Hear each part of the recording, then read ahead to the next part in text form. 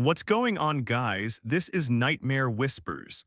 In today's video, I'm going to be sharing with you a story that was sent to me by a viewer named Marcus from Portland, Oregon. This story involves a series of strange phone calls that escalated into something far more disturbing than anyone could have imagined. As always, I'll let Marcus tell you what happened in his own words. My name is Marcus, and I'm 28 years old. I work as a freelance graphic designer, which means I keep pretty irregular hours. Some nights I'm up until 3 in the morning finishing a project. Other nights I'm in bed by 9. This flexibility is great for my work-life balance, but it also means I don't have much of a routine. That's going to be important later. This all started about 6 months ago in late September. I had just moved into a new apartment on the 3rd floor of an older building in northeast Portland.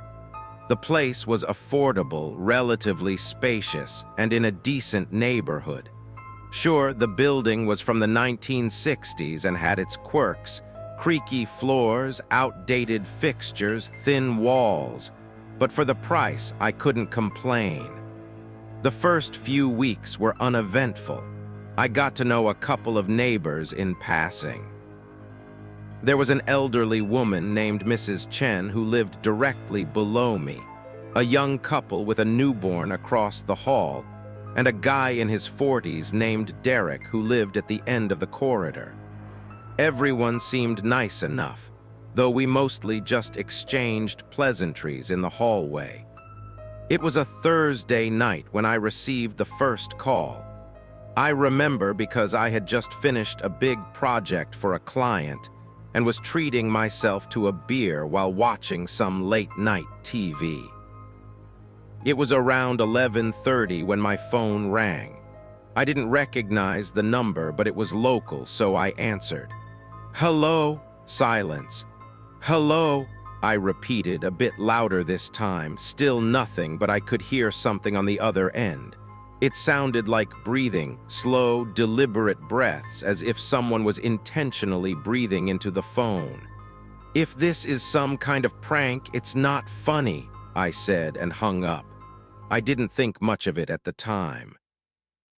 Wrong numbers happen, and kids sometimes make prank calls. I went back to my show and forgot about it within minutes. But then it happened again the next night. Same time, 11:30, same unknown local number. "Hello?" This time there was no breathing, just complete silence. I waited about 10 seconds before hanging up. Again, I brushed it off as a wrong number or maybe a telemarketer's automated system malfunctioning. The third night, Saturday, I was actually out with some friends at a bar downtown. My phone rang at, you guessed it, 11:30. I was in a loud environment, so I stepped outside to answer. "Hello?" This time I heard something different. It was still just breathing, but in the background I could hear something else. It sounded like my TV. The exact show I had been watching the previous 2 nights was playing in the background of this call. I could hear the distinctive theme music. A chill ran down my spine. I hung up immediately and checked the number. Same unknown local number as before. I told my friends about it, and they had the usual suggestions: block the number, change my number, report it to the phone company. One friend joked that I had a secret admirer. We all laughed it off, but I couldn't shake the uneasy feeling in my gut. That night, when I got home around 1 a.m., I checked my apartment thoroughly. All the windows were locked, the door was secure, nothing seemed out of place. I convinced myself I was being paranoid and went to bed. Sunday night, I decided to stay up and wait for the call. I wanted to be ready this time to demand answers from whoever was on the other end. I sat on my couch with my phone in hand, watching the clock. 11:25, 11:28, 11:30, my phone rang. "Who is this?" I demanded immediately upon answering. Marcus. The voice was distorted, run through some kind of filter that made it sound robotic and inhuman. But it knew my name. My blood ran cold. How do you know my name? What do you want?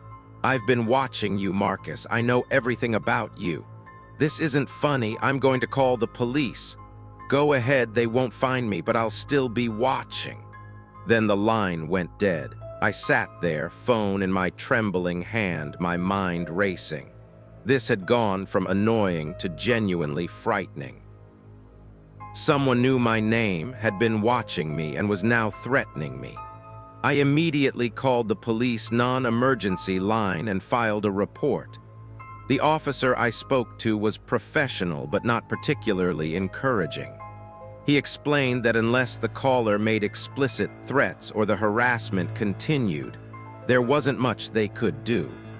He advised me to keep a log of all calls, block the number, and call back if things escalated. He also suggested I check with my phone carrier about tracing the calls. I blocked the number that night and tried to sleep, but I barely managed a few hours. Every sound in the apartment made me jump. The building's normal creaks and groans suddenly seemed sinister. Monday morning, I called my phone carrier. They told me they could flag the number and keep a record, but tracing it would require law enforcement involvement and would take time. I felt helpless. That night at 11:30, my phone rang again. Different number, still local, but not the one I'd blocked. I didn't answer. It went to voicemail. 30 seconds later, I received a voicemail notification. My hands were shaking as I played it, that same distorted voice. Blocking me won't work, Marcus. I can always find you. You look tired, by the way, not sleeping well. I threw my phone across the room. How did they know I looked tired? Were they watching me right now? I ran to my windows, checking each one frantically. They were all closed and locked. I drew all the curtains and blinds shut. Then I searched my apartment top to bottom, looking for cameras or any signs of surveillance equipment. I checked every corner, every smoke detector, every electrical outlet. Nothing. But that didn't mean anything. Cameras these days can be incredibly small, hidden in everyday objects. I called the police again.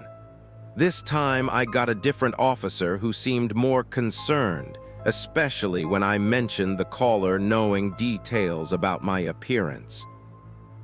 He said he'd send an officer to my apartment to take a statement and check for surveillance devices. Officer Patterson arrived about 40 minutes later. He was in his mid-40s with graying hair and a no-nonsense demeanor. He listened to my story, took notes, and then did a walkthrough of my apartment. He didn't find anything, but he gave me some advice. Get a security camera for your front door, he said. Document everything. Save all voicemails, keep a detailed log of when calls come in. If you can afford it, consider a security system. And trust your instincts. If something feels wrong, call us. After he left, I felt slightly better having involved the authorities, but still deeply unsettled. I ordered a doorbell camera online for overnight delivery and tried to go about my evening routine, though I couldn't focus on anything. At 11:30, my phone rang again. Another new number. I answered this time, my voice stronger than I felt. What do you want from me? I want you to know that you're not safe, Marcus, not in your apartment, not anywhere. The police can't help you, your locks can't help you, nothing can help you. Why are you doing this? Because I can, because it's fun to watch you squirm. You should see yourself right now, pacing around your living room, looking over your shoulder. It's pathetic. I froze mid-step. They were watching me right now. Where are you? I demanded. Show yourself, you coward. The voice actually laughed, a horrible, distorted sound. Oh, Marcus, I'm closer than you think, much closer. The line went dead. I was done. I grabbed my keys, my wallet, and my phone, and I left the apartment. I didn't care that it was almost midnight. I drove to a 24-hour coffee shop across town and sat there until morning, looking over my shoulder the entire time. The next day, Tuesday, I took off work. I was exhausted and terrified. When the doorbell camera arrived, I installed it immediately. At least now I'd have a record of anyone coming to my door. I also went to see my landlord, Mr. Kawasaki, and explained the situation. He was sympathetic and concerned. He checked the building's entry system and confirmed that there had been no unauthorized entries. He also gave me permission to install additional locks on my door, which I did that same day. That evening, I decided I wasn't going to stay in my apartment. I packed a bag and was about to leave when I noticed something that made my blood run cold. There was a note slipped under my door. Plain white paper, printed text. "Running won't help. I'll find you wherever you go. See you at 11:30. My hands shook as I took a photo of the note with my phone. I checked my new doorbell camera footage from the entire day. No one had come to my door except the delivery person earlier. Yet somehow this note had been slipped under my door. Unless someone had access to the building, someone already inside. I thought about my neighbors. Mrs. Chen, the elderly woman downstairs, the young couple with a baby, Derek at the end of the hall. Could one of them be doing this? It seemed impossible, but who else could it be? I called Officer Patterson directly. He came over again, collected the note, and reviewed my camera footage. He was as puzzled as I was about how the note got there without appearing on camera. "There's a small window where the camera might not catch someone if they approached from a certain angle," he admitted. "But it would be very difficult. Marcus, I'm going to be honest with you. This is escalating. Have you considered staying with a friend or family member for a while?" I nodded. "I'm leaving tonight. I'm not staying here." "Good. Keep your phone on, keep logging everything, and call immediately if anything else happens." I stayed with my friend Jake that night. I didn't tell him everything, just that I was having some issues with a harasser and needed to crash for a few days. Jake was cool about it and gave me his guest room. At 11:30, my phone rang. I didn't answer. Voicemail. "Jake's apartment is nice, Marcus. 3rd floor, unit 312. I like the blue couch in his living room. Tell him that plant by the window needs water." My entire body went numb. I stumbled out to the living room where Jake was watching TV on his blue couch. The plant by the window was indeed looking a bit wilted. "Jake," I managed to say, "we need to call the police right now." Jake's eyes went wide as I played him the voicemail. He immediately checked all his windows and doors while I called 911. Within 15 minutes, 2 police cars were outside. The officers searched the entire building and found nothing. No signs of forced entry, no surveillance equipment they could find. But the message was clear. Whoever was doing this could follow me anywhere. That night, neither Jake nor I slept. We sat in his living room with the lights on, jumping at every sound. I felt awful for bringing this nightmare into his life. The next morning, Wednesday, I made a decision.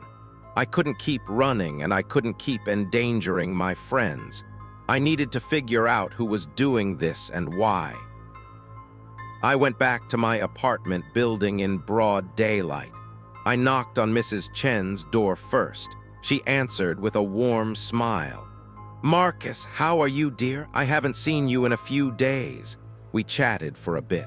She was a sweet woman in her 70s, a widow who'd lived in the building for over 20 years. She seemed genuinely concerned when I vaguely mentioned having some trouble with harassment. There was no way this kind woman was my tormentor. Next, I tried the young couple's apartment. The husband, Ryan, answered with their baby on his hip. We talked a few times in passing. He was a software engineer who worked from home. His wife, Christina, was a nurse who worked night shifts. I asked him casually if he'd noticed anything strange around the building lately. He mentioned that their baby had been fussy the past few nights, but nothing out of the ordinary otherwise. Another dead end. That left Derek. I knocked on his door, no answer. I tried again later that afternoon. Still no answer. I asked Mr. Kawasaki about him. Derek, he's quiet, keeps to himself mostly, works some kind of night shift job, I think, security or something. He's lived here about 2 years, never any complaints. Night shift. That meant Derek would be gone at night and home during the day. It would be hard for him to make these calls if he was at work. But what if he wasn't really at work? What if that was just a cover story? I decided to watch Derek's apartment. I know it sounds crazy and maybe a little illegal, but I was desperate. That evening, I sat in my car in the parking lot with a view of the building's entrance. At around 10 p.m., I saw Derek leave the building in what looked like a security guard uniform. He got into his car and drove off. So he really did work nights. That seemed to eliminate him as a suspect, unless he had an accomplice or unless he was making the calls from work. 11:30 came and went. My phone didn't ring. No call, no voicemail. This was the first night in over a week without a call. I didn't know what to think. Was it over? Had they gotten bored? Or was this just a pause before something worse? I went back to Jake's place and managed to get a few hours of sleep. Thursday passed without incident. No calls, no messages, nothing. I started to hope that maybe it really was over. Friday night, 11:30, my phone rang. "Did you miss me, Marcus?" the distorted voice asked. "I've been busy, planning. Preparing tonight's special." "What are you talking about?" "Go home, Marcus. Go back to your apartment. There's something waiting for you." "I'm not going anywhere. I'm calling the police." "Call them. They still won't stop what's coming. You have 1 hour." The line went dead. I immediately called Officer Patterson and told him about the call. He said he'd send a unit to check my apartment and that I should stay where I was. 20 minutes later, he called me back. "Marcus, we're at your apartment. You need to get down here." "What is it? What did you find?" "Just come down here now." Jake drove me. There were 3 police cars in the parking lot when we arrived. Officer Patterson met me at the building entrance, his face grim. "Marcus, someone broke into your apartment. They didn't take anything, but they left something. You need to prepare yourself." He led me upstairs. My apartment door was open, several officers inside. The living room looked mostly normal except for one thing. On my coffee table was a photo album, but not just any photo album. It was filled with pictures of me, hundreds of them. Pictures of me leaving my apartment, at the coffee shop, at the grocery store, at Jake's apartment. Pictures taken from outside my windows showing me inside my apartment. Pictures from weeks ago, maybe even months. Someone had been stalking me long before the calls started, documenting my every move. But that wasn't the worst part. The last page of the album had a single photo. It was taken from inside my apartment, showing my bedroom. In the photo, I was asleep in my bed. Written across the photo in red marker were the words, "I can get to you anytime I want." I felt like I was going to vomit. Someone had been in my apartment while I was sleeping, had taken a photo of me unconscious and vulnerable, and I had never known. "We're dusting for prints," Officer Patterson said, "and we'll take the album as evidence." "Marcus, I'm recommending you not stay here. This person has demonstrated they can access your apartment at will." "How?" I asked, my voice barely a whisper. How are they getting in? I changed the locks. I have a camera. We're checking with your landlord about who has keys, building maintenance, previous tenants, anyone who might have access. We'll also check for signs of lock picking or other forced entry. But right now, your safety is the priority. The investigation went on for hours. They found no signs of forced entry. The landlord confirmed that only he and I had keys to my apartment.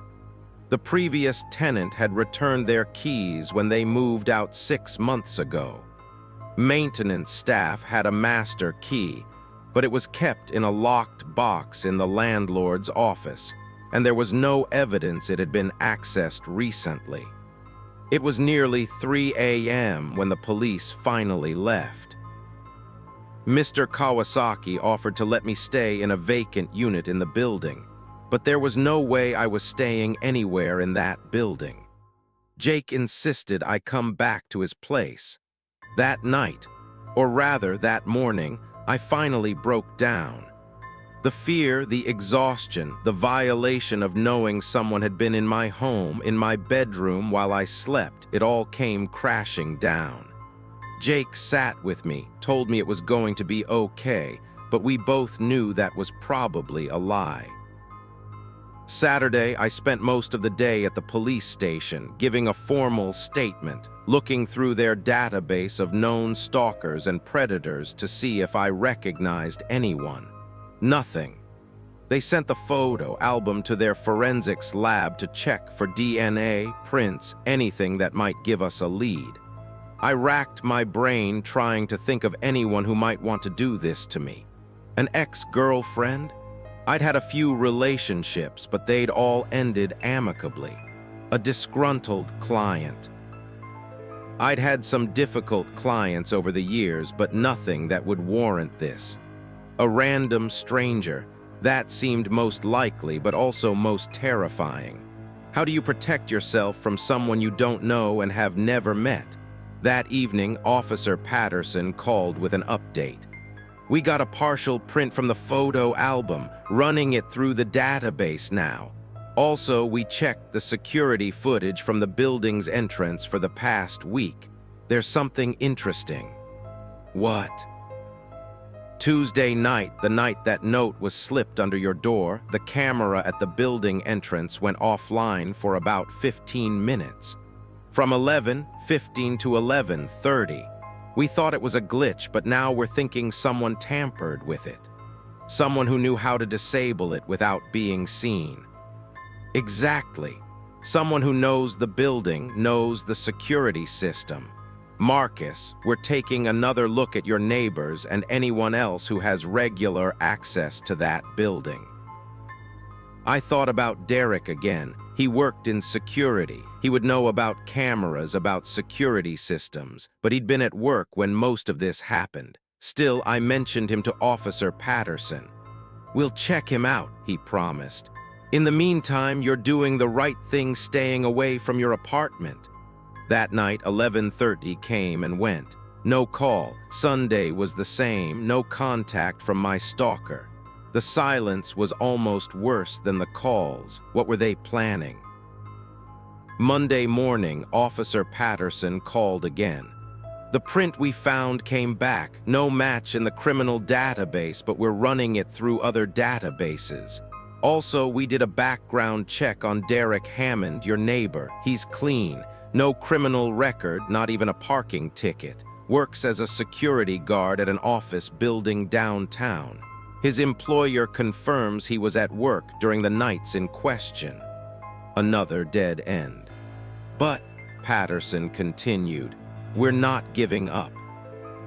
We're looking at maintenance workers, delivery people, anyone who might have regular access to the building.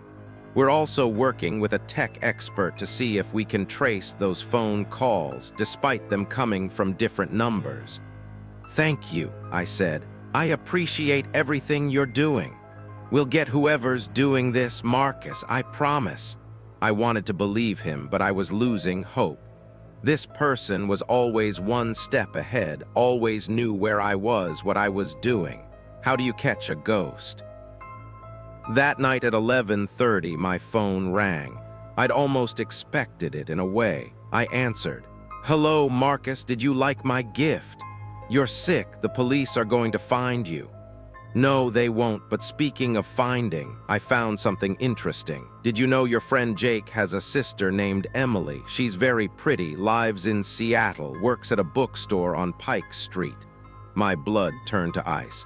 "If you touch her, if you go anywhere near her, you'll what, Marcus? Call the police." "They can't even protect you. How are they going to protect everyone you've ever cared about? Your parents in Eugene, your brother in California, that ex-girlfriend Sarah you still follow on Instagram. What do you want? Please just tell me what you want. I want you to understand something, Marcus. I own you. Your life is mine now. Every moment of every day you'll wonder where I am, what I'm doing, who I'm watching. You'll never feel safe again. That's what I want." "Why? Why me? What did I do to you?" For the first time, the voice paused. When it spoke again, there was something different in its tone, even through the distortion, almost sad. "You really don't remember, do you?" "Remember what? We'll talk again soon, Marcus, very soon." The line went dead. I immediately called Officer Patterson and told him about the call, about the threats to my family and friends. He advised me to warn them, to have them be vigilant, and assured me he'd coordinate with police in their jurisdictions. I spent the next hour making the worst phone calls of my life, telling my parents, my brother, my friend Emily, even my ex-girlfriend Sarah, that they might be in danger because of me. Explaining about the stalker without explaining how helpless I felt, how terrified I was. My mom begged me to come home to Eugene. My dad wanted to drive up to Portland immediately. I convinced them both to stay where they were, to just be careful and aware. But it broke my heart to hear the fear in my mother's voice. Tuesday morning, I had a thought. The stalker had said, "You really don't remember." Remember what? What was I supposed to remember? I started going through my past, trying to think of anything unusual. Any stranger I'd met, any interaction that had seemed off, any conflict I'd forgotten about. I went back through old emails, social media posts, looking for clues. And then I found something.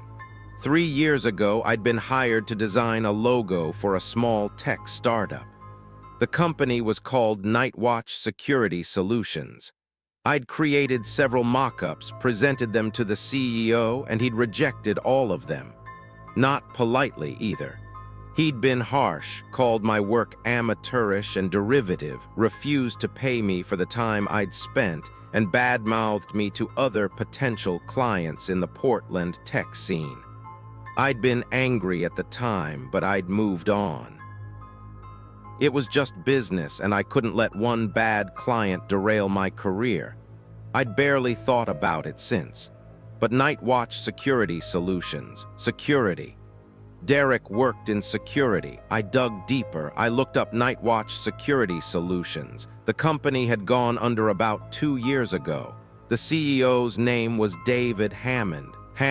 Derek Hammond. It couldn't be a coincidence. I called Officer Patterson immediately and told him what I'd found. David Hammond owned a security company. Derek Hammond works in security. They could be related, father and son, maybe, or brothers. "We'll look into it right now," Patterson said. "Good work, Marcus." 2 hours later, he called back. "You were right. Derek Hammond is David Hammond's younger brother. David Hammond declared bankruptcy 2 years ago when his company folded. He blamed several people for the company's failure, including you. Said your incompetent logo designs damaged the company's ability to attract investors." That's insane. I just designed a few logos. The company failed because of bad management. We know that, but David Hammond might not see it that way. Here's the concerning part. We can't locate David Hammond. He hasn't filed taxes in 2 years, no current address on record, no credit card usage, nothing. He's off the grid. What about Derek? Can you bring him in for questioning? We sent officers to his apartment and his workplace. He called in sick to work today and he's not at his apartment. His car's gone too. We've put out a bolo for him and his vehicle. So Derek was involved. Maybe not as the stalker himself, but at minimum he was covering for his brother, giving him access to the building, helping him evade detection. Marcus, Patterson continued, we think David Hammond has been living in that apartment building. Derek's been hiding him there. That's how he's been able to access your apartment, watch you leave notes. We're getting a warrant to search Derek's apartment right now. I'm coming down there. Marcus, I don't think that's I need to see this through. I need to know. Patterson sighed. All right, but you stay outside with me. You don't go in that building until we clear it. I met Officer Patterson and several other officers at my apartment building at around 2 p.m. Mr. Kawasaki was there too, looking shocked and horrified that something like this had been happening in his building. They breached Derek's apartment door. I waited outside, my heart pounding. 10 minutes later, Patterson emerged, his face grim. He's been living there, David Hammond. We found a sleeping bag, clothes, personal items, all hidden in the bedroom closet. Derek's been harboring him for months. We also found a second laptop that was used to make those phone calls, VoIP software that allowed him to spoof different local numbers. And Marcus, we found more photos, hundreds more, and plans. Plans, detailed plans of your apartment, your daily routines, places you frequent, and a timeline he'd been planning to escalate soon. We found rope, zip ties, duct tape if we hadn't found this now. He didn't finish the sentence. He didn't need to. I felt my legs go weak.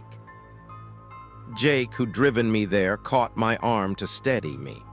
We have units looking for both David and Derek Hammond right now, Patterson said. Every officer in the city has their descriptions and vehicle information. We'll find them. But as the afternoon wore on, there was no sign of either brother. It was like they'd vanished. As evening approached, Patterson strongly urged me to go to a hotel, somewhere the Hammonds wouldn't know about, and check in under a fake name.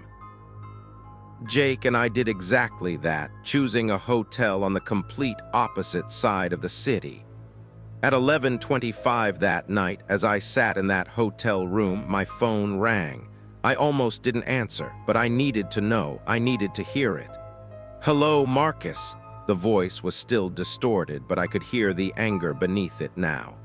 You've been busy, turned my own brother against me. He called me, told me to turn myself in, said what I was doing was wrong. It is wrong, David. You need help. Help, the voice roared.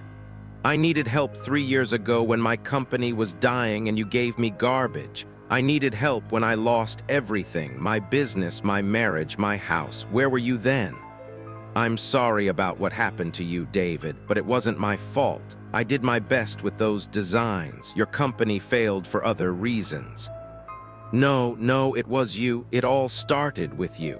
Those investors saw those pathetic logos and walked away.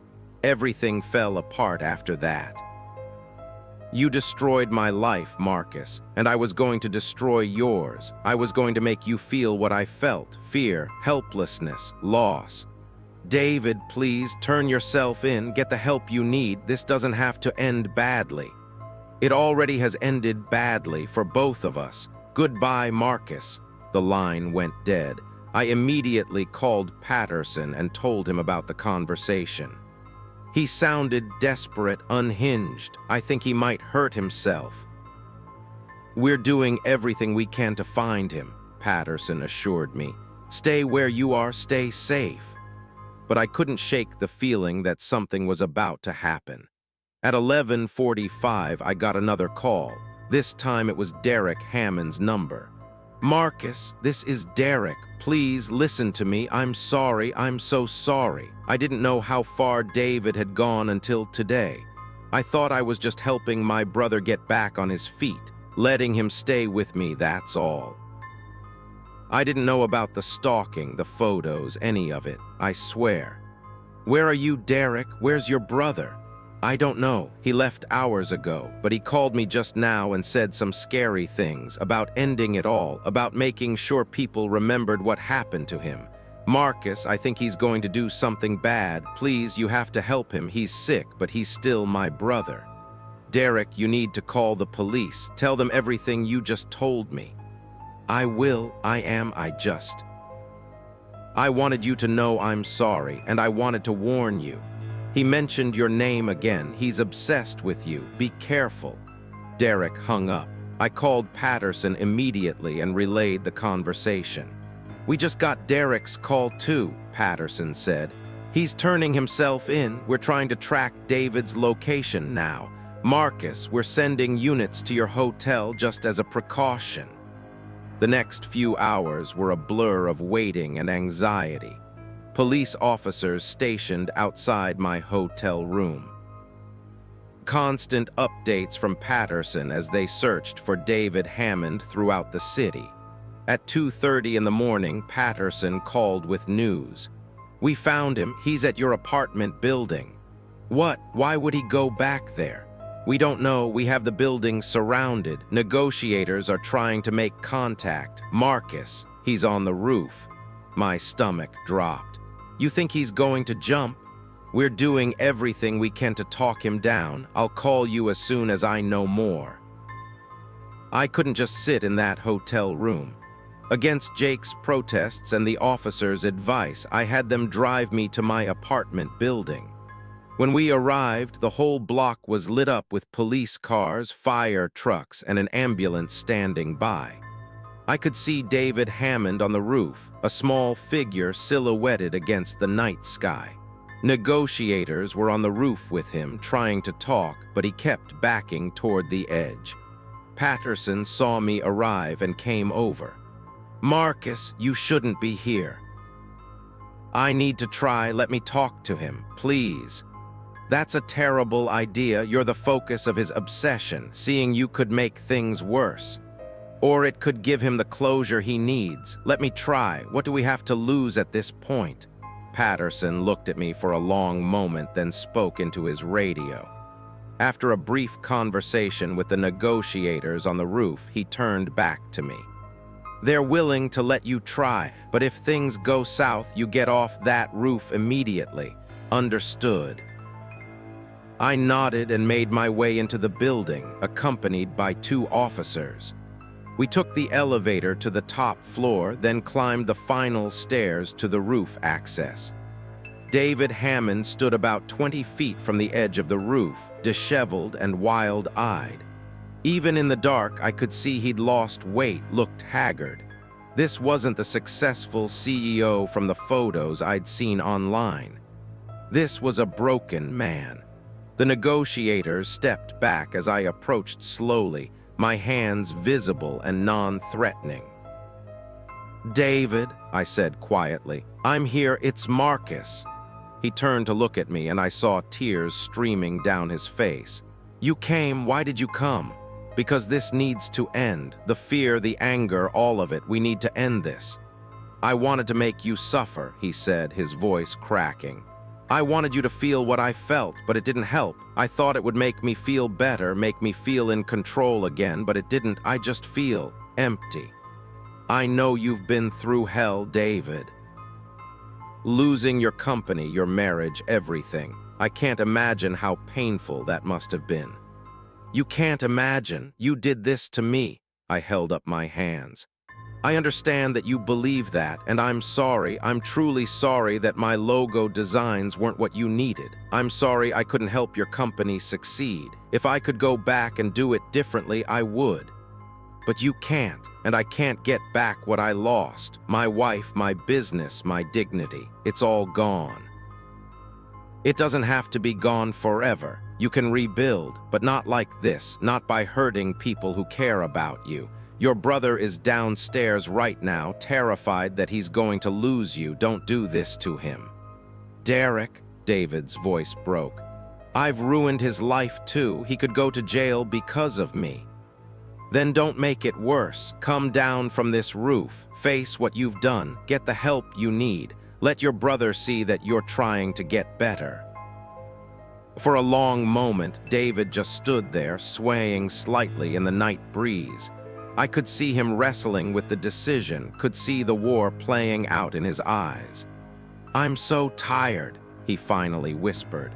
"I'm so tired of being angry and hurt and alone." "Then let us help you. Please, David, step away from the edge." He looked at me, then at the negotiators, then back at the edge of the roof. And slowly, very slowly, he took a step forward, away from the edge, then another step. The negotiators moved carefully toward him. I stayed where I was, barely breathing. David took 3 more steps forward, and then he collapsed to his knees, sobbing. The negotiators rushed forward, securing him and helping him to his feet. It was over. Aftermath, that was 6 months ago. David Hammond is currently in a psychiatric facility, receiving treatment for severe depression and obsessive disorder. He's been charged with stalking, harassment, and breaking and entering. But given his mental state, he'll likely spend more time in treatment than in prison. Derek Hammond pled guilty to harboring a fugitive and obstruction of justice. He received probation and community service. He moved out of my apartment building immediately after his sentencing. Last I heard, he's been visiting his brother regularly and attending therapy himself to deal with the guilt of enabling David's behavior. As for me, I moved out of that apartment building too. I couldn't stay there, not after everything that happened. I'm in a new place now, in a different neighborhood with better security.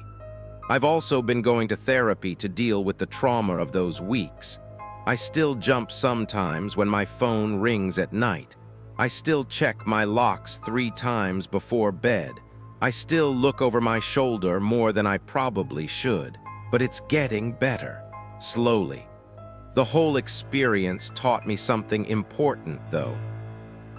You never know what someone else is going through.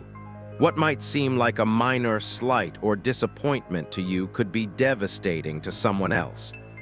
David Hammond's response was extreme, criminal even, but at its core was pain and loss that I hadn't recognized or understood. I don't forgive what he did to me. The fear, the violation, the trauma, those things were wrong, no matter what pain he was experiencing. But I understand it a little better now. And I hope wherever he is in his treatment that David finds peace. Real peace, not the twisted satisfaction he thought he'd get from tormenting me. Because in the end, hurt people. And the only way to break that cycle is through healing, not revenge. I still get a chill when I think about those weeks. About the phone calls, the photos, the realization that someone had been in my bedroom while I slept. But I survived. And I'm stronger for it, even if I'm also more cautious. If you're reading this, or rather, if you're listening to this and you're going through something similar, being stalked, harassed, or threatened, please take it seriously. Document everything. Involve the police early. Don't wait for things to escalate like I did. Trust your instincts. And most importantly, don't face it alone. Reach out to friends, family, professionals. There's no shame in asking for help.